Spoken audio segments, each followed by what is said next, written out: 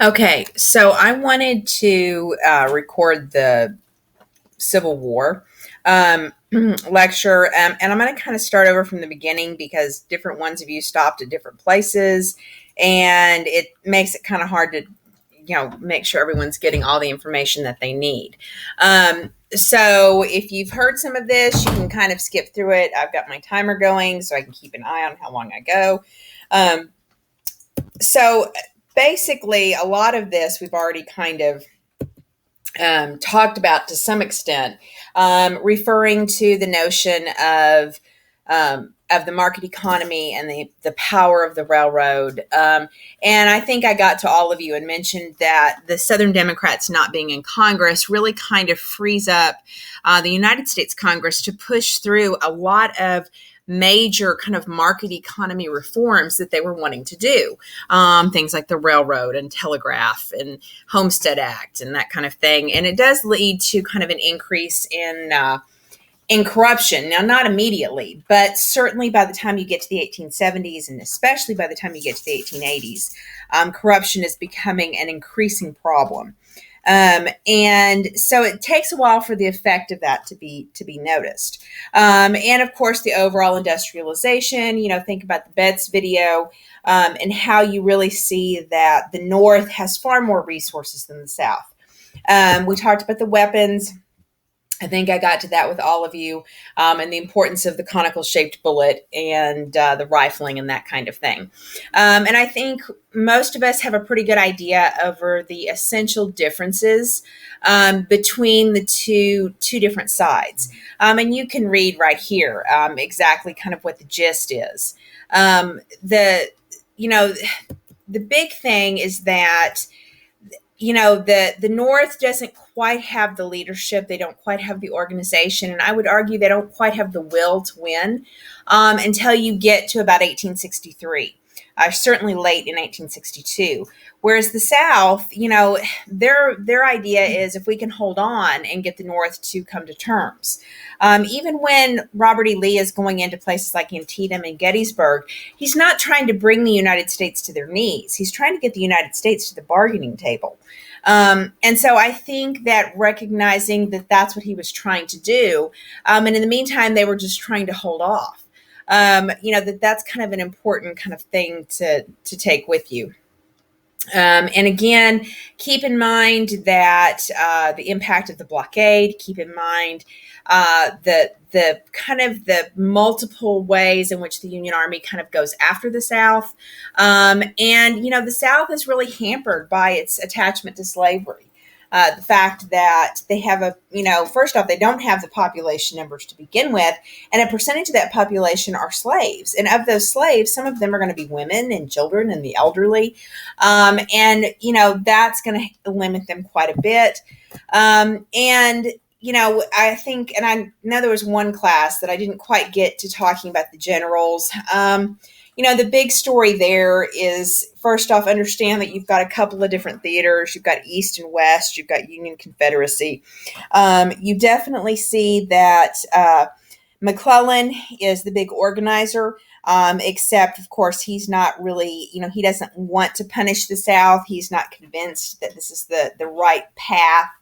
And so he organizes this military, and yet he doesn't want to fight to win. Grant will be the one that comes in, and he had his success in the West. They bring him in finally in the East, and he has some success. Lee, Jackson, Stewart worked really well together. You have less effectiveness in the West with the Confederacy. So just kind of know roughly who they are. If you're a military person, you'll be really interested in that.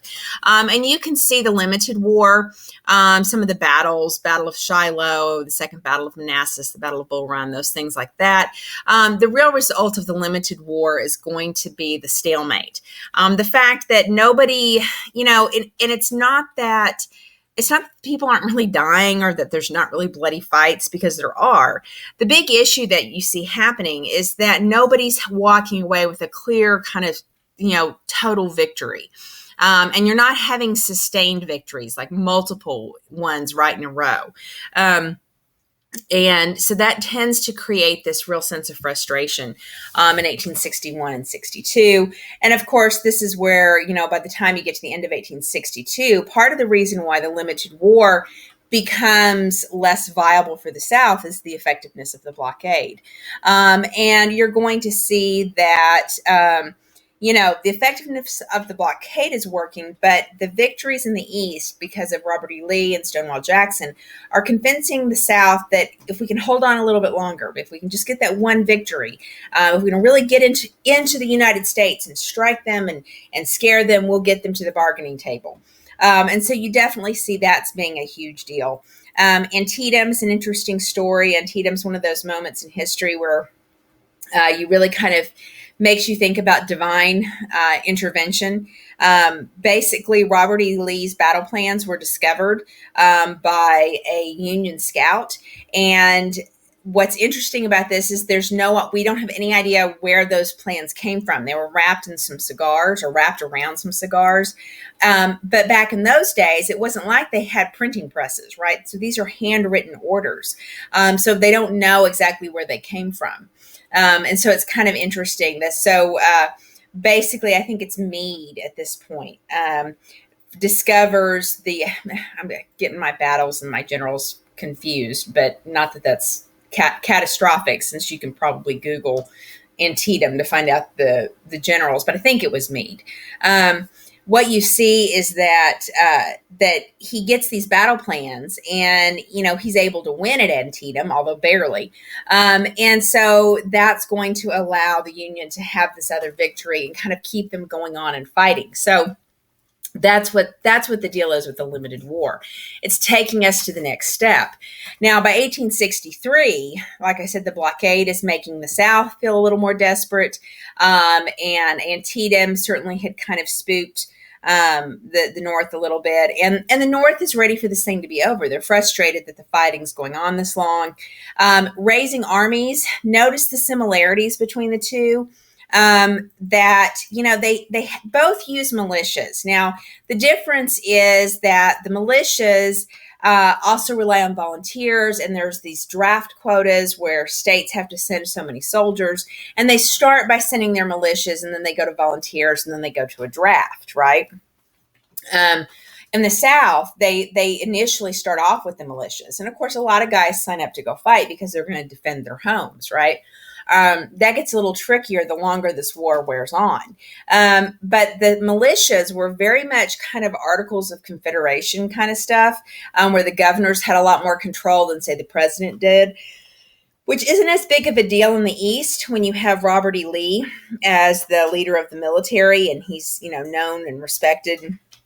A little more difficult in the West. And so you're going to see that the South has a slightly different system. They're going to result to a draft pretty quick too, except that, they're going to give exemptions for wealthy planters' sons who are working in the Confederate government or have jobs as officers in the military.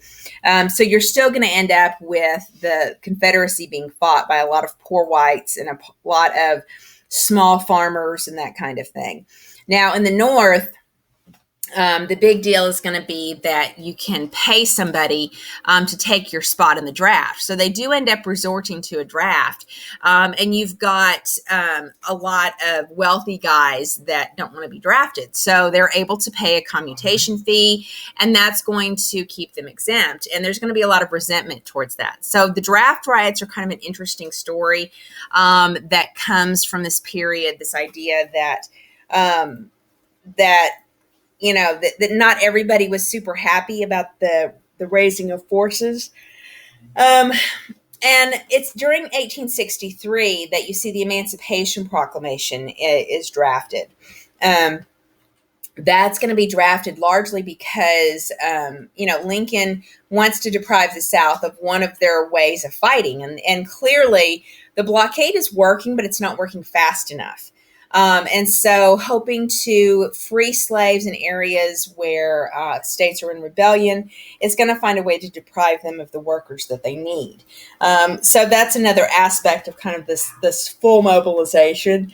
But with both of them, you definitely see it's a rich man's war, meaning that the rich men are not having to do the worst of the fighting. Both sides suspend habeas corpus to keep an eye on spies. Remember the proximity of the two sides. It's very easy for information to go back and forth. And so that's going to tend to create more of an issue.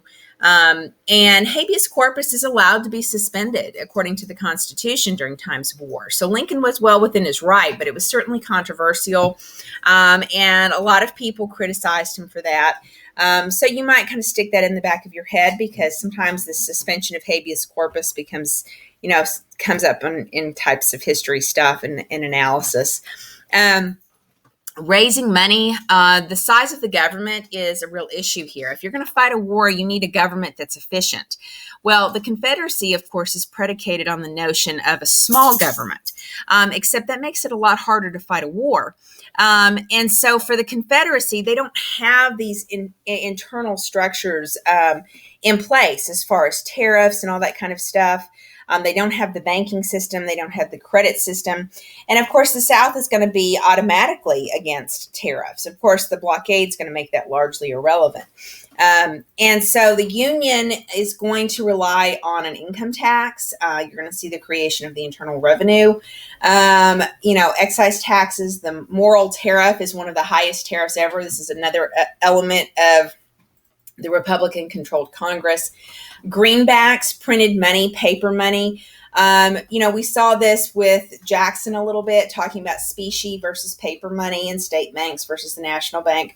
We'll see this again when we get to the populist movement of the 1880s, where farmers prefer the greenbacks because the greenbacks are a little inflated, but the inflation means that it's a little easier to borrow money, right? Because, you're borrowing the greenbacks, and so there's just a lot more money floating around. And so that's going to be something that farmers are often going to want. Now, the thing is, the greenbacks for the United States are relatively secure because the United States is backing them. This is not the case with the Confederacy, where they're just printing money, and so basically their money becomes worthless, and you can see right there in front of you. The income tax, they attempt that, but it's not particularly successful. That's not a very big income tax. It's pretty weak. And they just don't have the structures in place. So one of the ironies of the Confederacy is that they end up resulting to a lot of impressments to get the necessary supplies. And that's going to create a lot of resentment. So this country that's predicated on, we don't want the government to take our property, ends up having to take their property in order to fight a war to protect their property. So there's a whole lot of irony to that one, I think. So you want to be sure that you understand about the raising money becoming a significant piece of this. Copperhead Democrats, these are the guys, the Northerners that weren't Republicans, that wanted the market economy, but disagreed with the idea of fighting over slavery. They really go after Lincoln, but depict him as a tyrant, criticize him for the habeas corpus stuff and the income tax, all that kind of thing. Draft riots, particularly in New York, become pretty important. And there's a lot of resentment towards blacks. In fact, there's a couple of blacks that are lynched in New York during the Civil War. Because a lot of the immigrants feel like they're being sent off to fight and die for people of color, and they don't understand that. So you definitely see that the United States is not, everyone's not united, going the same direction.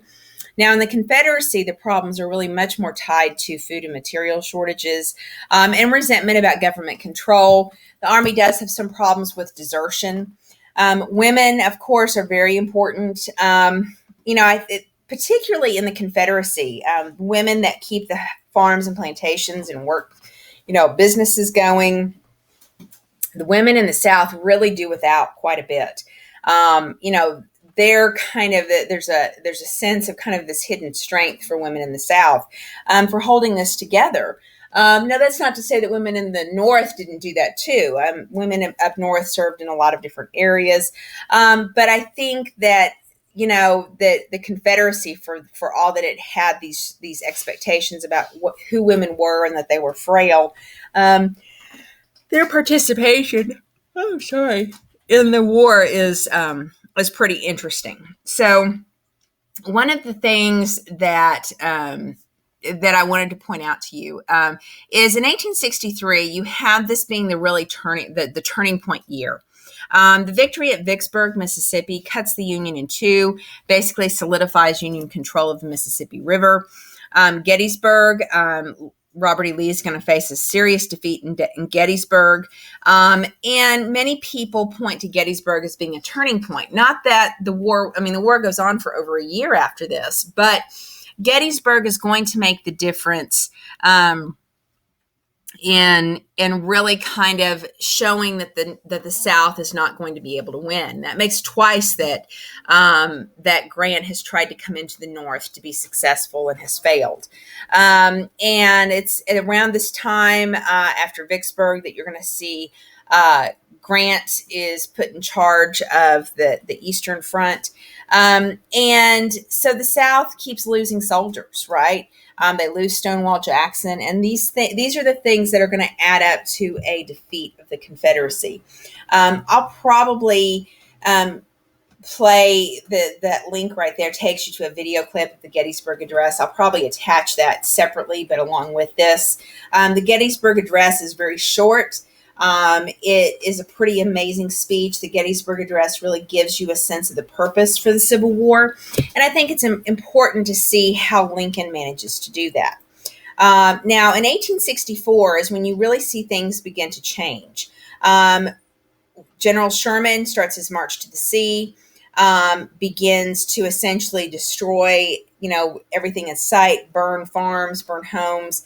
And it's rough, right? I mean, his view is that these plantations, these farms are feeding and equipping and housing the enemy soldiers. And so they have to pay a price. And so he's destroying everything, right?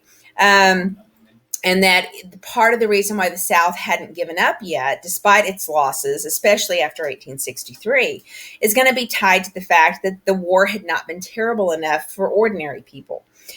So what you're going to see is that Sherman will capture Atlanta. And of course, the Gone with the Wind's absolutely correct in that it's the Confederacy that destroys Atlanta or sets it on fire to begin with. But Sherman's victory, his taking this march to the sea, is going to really help solidify Lincoln's reelection. It had been a little dicey going into the fall of 1864 whether or not Lincoln was going to be able to win a second term because the Copperheads had been very critical. And the war was slightly turning, but it hadn't turned definitively until you get to the fall of Atlanta. And so that's going to be the one that really kind of changes things. Keep in mind other things. We've got lots of naval technology. If you're a Navy person or if you like boats or if you're a military person, the naval technology of the Civil War is actually pretty fascinating. And, when you consider that, this is really happening between the time of Commodore Perry's, sailing to Japan. And then not long after this, you're going to start to have Americans settling in Hawaii and having an increasing presence in Asia and in the Pacific. It makes sense. But the ironclads are certainly an interesting story. The Gatling gun, kind of the early precursor to a multi-round, don't want to say machine gun. That's not an accurate term, but shooting multiple rounds at one time. You're definitely going to see the role of army prisons.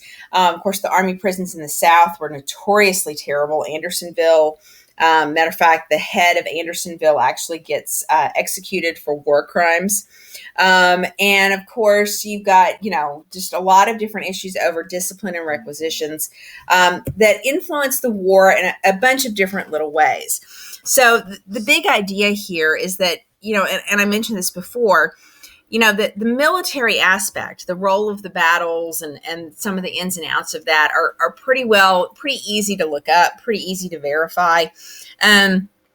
So other than knowing kind of how the South ends up kind of betraying what it would have argued in 1861 were core tenets, things like small government, and letting people decide for themselves and letting states run themselves, and not having a bunch of taxation and sound money policy and all that kind of stuff, you really see that they have to abandon that in the course of fighting this war, in the course of preserving slavery. Of course, remember that slavery is the main issue for this war. So maybe that makes sense. And you definitely see the escalation of the conflict going from the limited war to full war.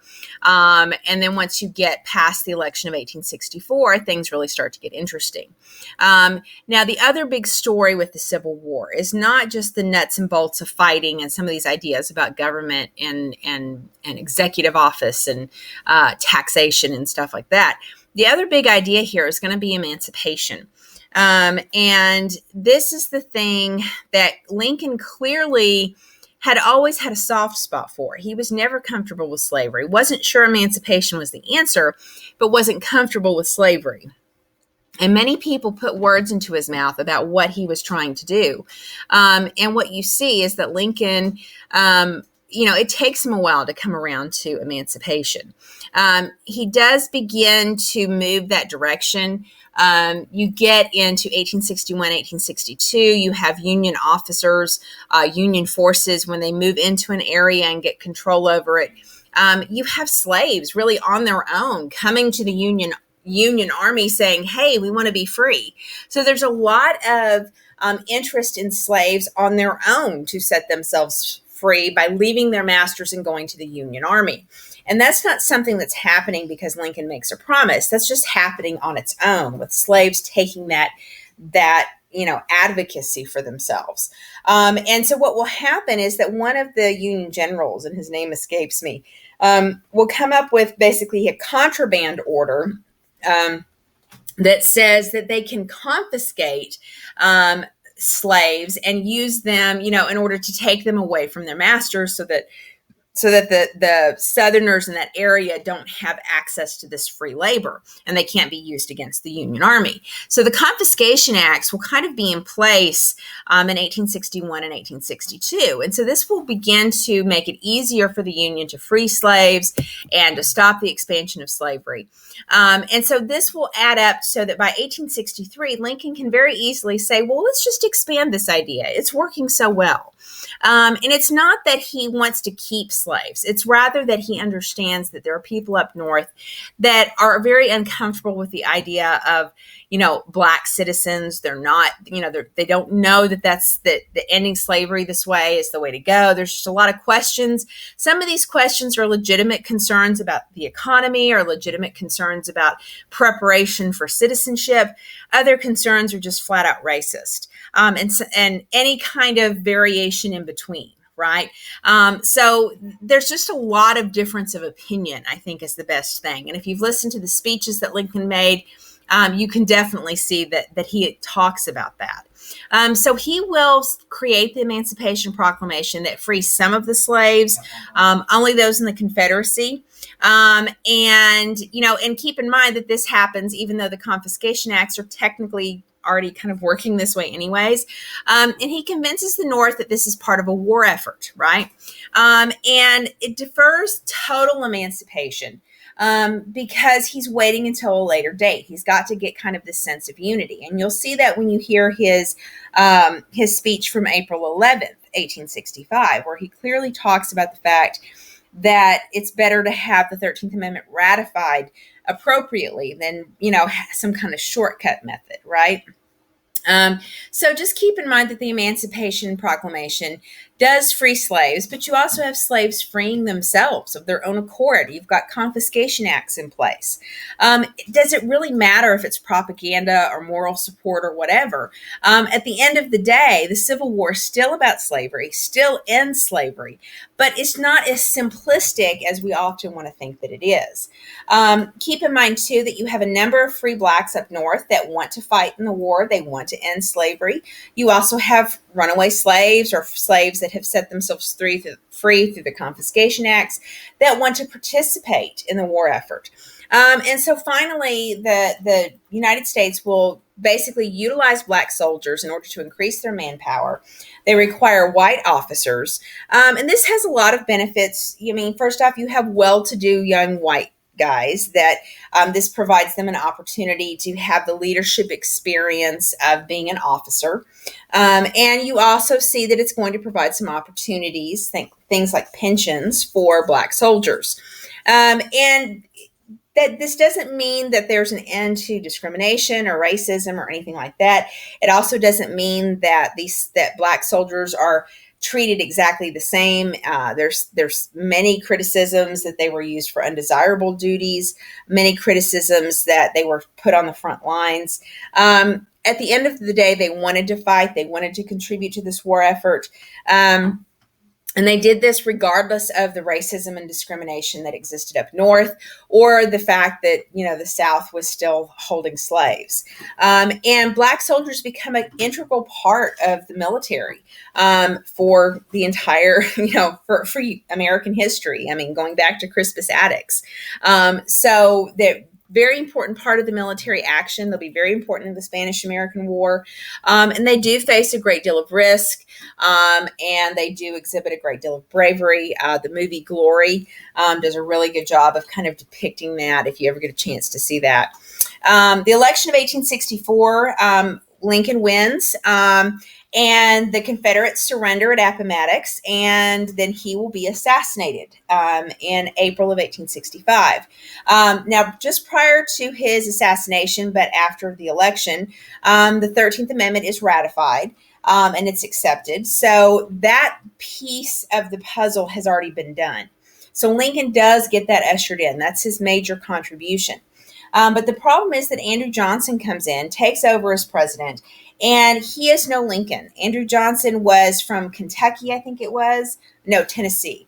And he was a unionist, but he was also very much, in other words, he believed in keeping the Union together. I don't know that. I mean, I think he believed that slavery was unfair to free whites, but it was not because he thought that blacks should be treated the same, right? He actually has a very racist agenda.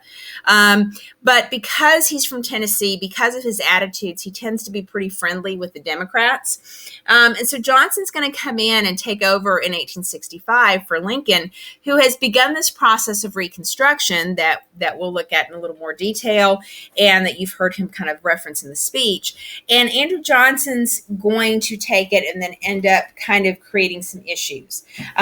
And what we'll see is that with Andrew Johnson in power, the southern states are going to install a lot of black codes that, even though slavery is technically over, even though the war's over, they are working very hard to keep the social status very much the same.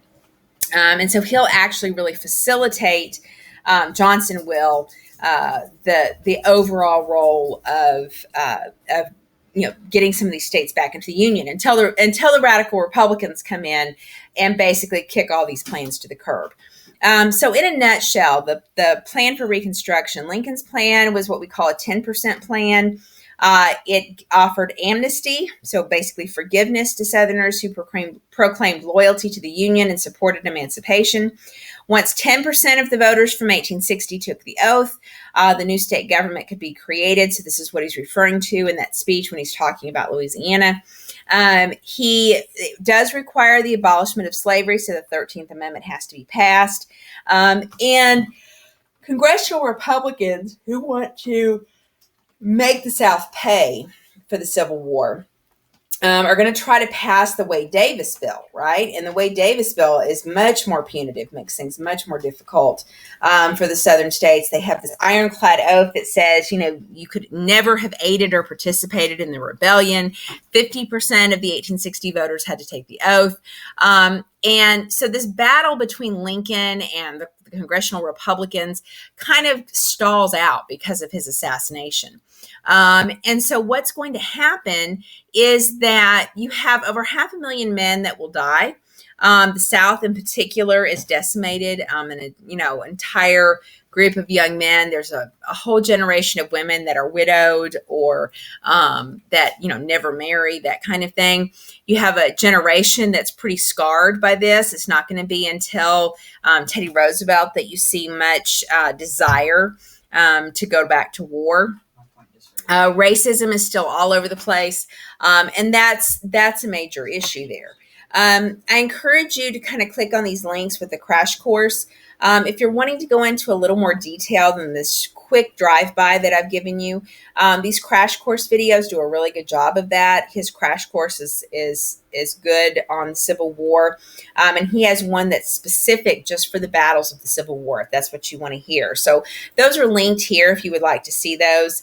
And then again, just kind of keep in mind the Lincoln's Plan for Reconstruction. That's what we're going to look at more specifically on Thursday. So you want to be familiar with that because I think that gives you a lot of insight into Lincoln's mindset. And of course, the 13th Amendment. Black Soldiers, Emancipation Proclamation.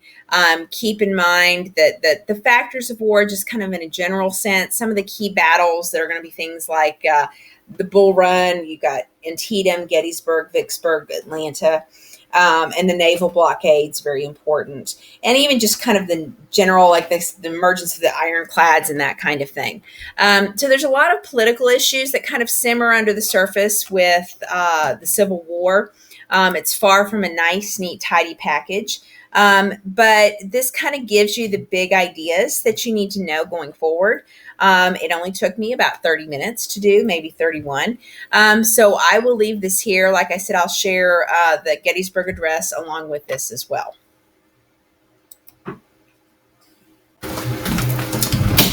Hey, how are you? Fine, thank you. How about you?